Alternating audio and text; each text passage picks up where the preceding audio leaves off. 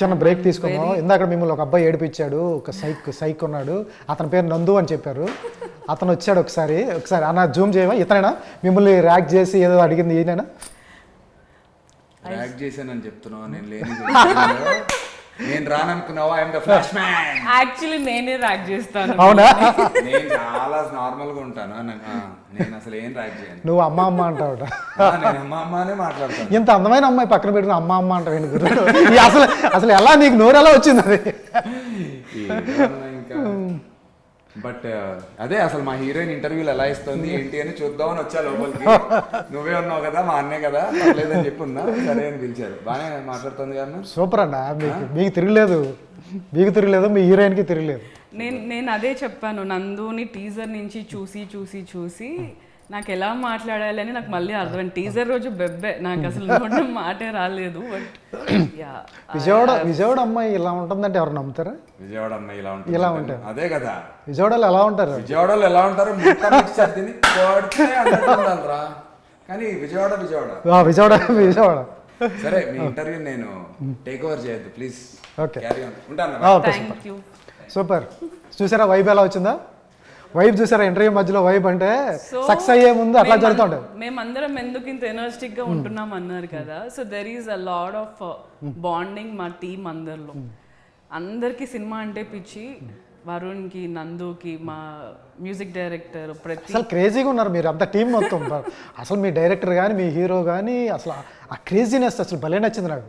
బా, అది అంటే హిట్ అయ్యే ముందు త్రివిక్రమ్ గారి డైలాగ్ అవుతుంది, సక్సెస్ అయ్యి ఒక అద్భుతం జరిగే ముందు, అంటే పెద్ద పదాలు వాడిన కానీ ఒక అద్భుతం జరిగే దాని గురించి ఎవరు మాట్లాడుకోక్కర్లేదు, జరిగిన తర్వాత దాని గురించి ఆలోచించక్కర్లేదని. మీకు సక్సెస్ వచ్చేస్తుంది ఆల్రెడీ ఆటోమేటిక్గా. మీ సినిమా పోస్టర్ దగ్గర నుంచి కూడా ఒక వైబ్ ఉంది. కాలేజీలో మీ ఈవెంట్స్లో కానీ అసలు ఆడియన్స్ నుంచి రెస్పాన్స్ అయితే చాలా బాగుంది నిజంగా. ఫస్ట్ ఆఫ్ ఆల్ ఈ సినిమా చూడాలి అనేది ఫిక్స్ అయ్యారు మెంటల్గా. ముఖ్యంగా జెన్జీ కిడ్స్ అయితే అసలు ఫస్ట్ మీ సినిమా కోసం ఏగర్గా వెయిట్ చేస్తారు. సో విపరీతంగా కనెక్ట్ అవుతారు. ఎందుకంటే ఒకటి బ్రేకప్ అయింది, లవ్ ఫెయిల్యూర్ అదొకటి.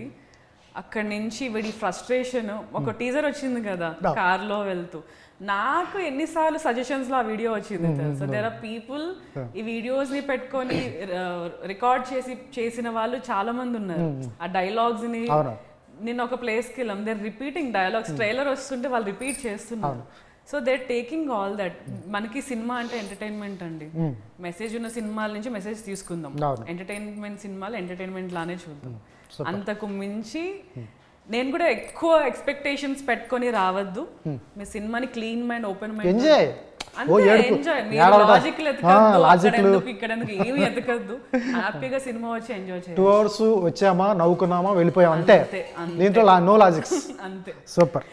ఇది పక్కన పెడితే ఇప్పుడున్న టైంలో తర్వాత కానీ నిన్నే హీరోయిన్ చేస్తాను, నాకు ఒక మంచి కథ దొరికింది, నువ్వు తప్ప ఎవరు అనుకోవట్లేదు అని ఒక 2-3 years మన ఆపేస్తారు ఏదో టైంలో. ఒక సమ్ ప్రొడ్యూసర్సో, లేకపోతే ఒక డైరెక్టరో, లేకపోతే ఒక హీరోనో, సమ్ ఇండస్ట్రీలో కొంతమంది. మనం చాలా హోప్తో మన కెరీర్ మలుపు తిరుగుతుంది, ఈ సినిమా నా లైఫ్లో పడితే నా కెరీర్ ఎక్కడ ఉంటుంది అనే సందర్భంలో కొన్ని నమ్ముతాం బ్లైండ్గా. ఎందుకంటే కథ కానీ మన మీద ఇన్వెస్ట్ చేసేవాళ్ళు కానీ మనతో మంచి సినిమా తీస్తారని బ్లైండ్గా ఆర్టిస్టులు కాబట్టి ఒక నమ్మకం కాబట్టి నమ్ముతాం. ఒక్కోసారి అది సస్టైన్ అవ్వదు, ఆ సినిమాలు రావు.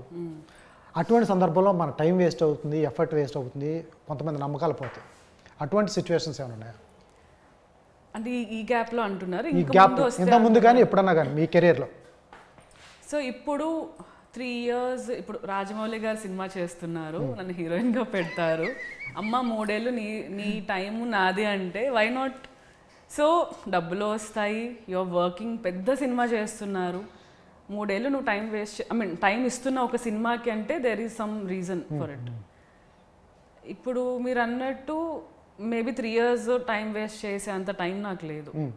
చాలా టైం ప్రీవియస్ అనుకోండి, ఒకవేళ ప్రీవియస్ అనుకోండి, అట్లా ఏం అవ్వలేదండి. ప్రీవియస్లో అట్లా ఏం అవ్వలేదు. నేను హీరోయిన్ చేస్తాము 3 ఏళ్ళు అట్లా 3 ఏళ్ళు కాదు, లేదు. అంటే దేర్ ఆర్ పీపుల్ నీకు అవకాశం ఇస్తాను అని నాతో చెప్పిన వాళ్ళు ఉన్నారు, చేయకుండా నెలలు అలా అయ్యింది. కానీ even I also waited. There are situations like that. నువ్వే హీరోయిన్ చేద్దామన్న సిచ్యువేషన్స్ ఉన్నాయి. సూపర్. సాక్షి టీవీ ప్రసారాలను నిలిపివేయడం చట్టరీత్యా నేరం. సాక్షి టీవీ ప్రసారాల కోసం మీ స్థానిక కేబుల్ ఆపరేటర్ని వెంటనే సంప్రదించండి.